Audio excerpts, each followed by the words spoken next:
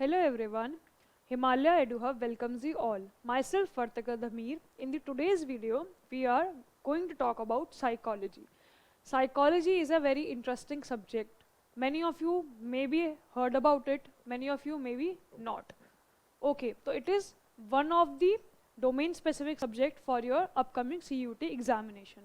Psychology में हम human behavior के बारे में बात करते हैं, आपके mental processes, cognition, आपकी society, आपकी environment का क्या role है आपकी personal life में. It basically helps you to engage in different activities to make you become a better person. Psychology helps you to understand your routine life, your emotionality. आप इसमें different psychological disorders के बारे में पढ़ते हैं, counselling therapies के बारे में पढ़ते हैं. बहुत से बच्चों को ऐसा लगता है कि अगर हमने साइकोलॉजी पढ़ ली है तो we will learn mind reading. Such kind of concepts also people tend to heard about it, but you learn about how society works, how an individual behaviour is affected through different perspectives. आप अपने stress को कैसे manage करते हैं, या psychology का क्या role है एक इंडिविजुअल की लाइफ को एक फ्रूटफुल लाइफ में कन्वर्ट करने के लिए. ये सब आप इस सब्जेक्ट को पढ़ने से समझ सकते हैं. It is very interesting and आप अपनी डेली लाइफ में साइकोलॉजिकल एप्लीकेशंस को काफ़ी हद तक यूज़ कर सकते हैं. So now we will discuss about meaning of psychology, its definition and scope of it. So let's begin.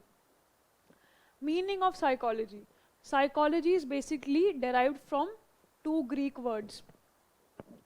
That is your psyche, which means your soul, and logos, that means your science of study of a subject. Subject की अगर हम बात करें तो यहाँ भी बात हो रही है ह्यूमन बिहेवियर की. हम यहाँ पर पढ़ते हैं सोल के बारे में, आपकी साइकी कैसी है, और एज अ सोल आपकी सोल या फिर आपका माइंडसेट कैसे आपके बिहेवियर को इन्फ्लुएंस करता है, या आपकी सोसाइटी कैसे आपके बिहेवियर को इन्फ्लुएंस करती है. When we talk about its definition is psychology is defined as the science which studies mental processes, experiences and your behavior in different context. अगर हम mental processes की बात करते हैं तो mental processes में हम देखते हैं हमारी cognition कैसे काम करता है. यहाँ पर हम बात करते हैं अपनी ब्रेन की कि आपका ब्रेन कैसे वर्क कर रहा है या आपका माइंड कैसे वर्क कर रहा है. When we talk about the brain, brain is basically a hardcore structure जिसको हम देख सकते हैं, जिसकी हमने पिक्चर्स देखी है. But mind is something that exist, जिसकी हमें सिर्फ एग्जिस्टेंट पता है बट हमने उसे कभी देखा नहीं है. But in the general context we use are you using your mind, such kind of references we give. तो हम यहाँ पर बात करते हैं अपने मेंटल प्रोसेसेस की. उसमें आपका थिंकिंग, इंफॉर्मेशन प्रोसेसिंग लेवल, ये सब चीज़ें बहुत इंपॉर्टेंट रोल प्ले करती है. एंड प्लस योर थॉट्स, इन सब से आपका एक्सपीरियंस भी बनता है. अगर हम बात करते हैं एक्सपीरियंसेस की तो एक्सपीरियंसेस में हम देखते हैं हमारी subjective feeling, as in subject आपके पर्सनल एक्सपीरियंस क्या है. Experiences vary person to person, हर किसी इंसान का एक्सपीरियंस अलग होगा किसी पर्टिकुलर सिचुएशन में. आप ज़रूरी नहीं है किसी भी एक सिचुएशन में जैसा आप सोच रहे सामने वाला भी वैसा ही सोचे. For example some people love adventurous activities like bungee jumping, skydiving. They tend to feel such kind of adventurous activities. On the other hand, some people feel anxious in doing such activities.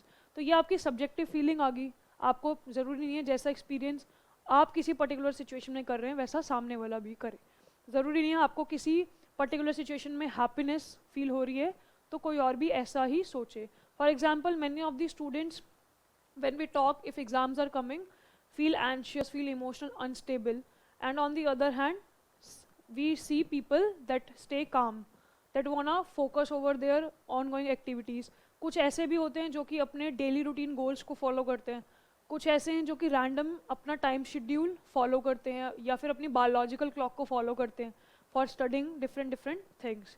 When we talk about the behaviour is the component that comprises of two things, that is either it would be overt or either it would be covert. Overt behavior is basically that is influenced through your external factors, जो कि आपका बाहरी है, and covert is your internal processes.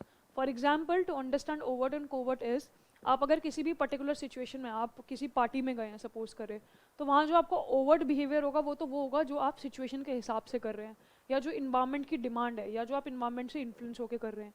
But on the other hand when we talk about the covert, that is basically that is going through in your internal process of your brain, जो आपके दिमाग में चल रहा है. ऐसा होता है ना, हम कभी कभार ध्यान हमारा ब्लैक बोर्ड पे होता है बट हम अंदर ही अंदर सोच कुछ और रहे होते हैं। हो सकता है बहुत से बच्चे अभी इसको सुन तो रहे होंगे बट उनका ध्यान इस चीज़ पर होगा कि हम अपने एग्जाम को क्लियर कैसे करें, या कल हमारा अपकमिंग टेस्ट सीरीज है हम उसको पूरा कैसे करें, एग्जामिनेशन के टाइम पर टीचर सरप्राइज टेस्ट लेते हैं हमें उसके लिए पढ़ना है, how we have to engage in such activities. तो these are the things that कहीं ना कहीं हमारे जो बिहेवियर को अफेक्ट करती हैं। बेसिकली हमारे मेंटल प्रोसेस और एक्सपीरियंसेस दोनों ही कंबाइन होकर हमारे बिहेवियर को इन्फ्लुएंस करते हैं, या हम अपने बिहेवियर को समझ पाते हैं। मेंटल प्रोसेसेस उस टाइम पे डिफरेंटली एक्ट कर रहे होते हैं, आपके जो पर्सनल एक्सपीरियंसेस हैं उनका अलग कंट्रीब्यूशन होता है आपके बिहेवियर को बनाने में। Next we will discuss about the scope of psychology. There are a variety of scope for psychology or become a psychologist.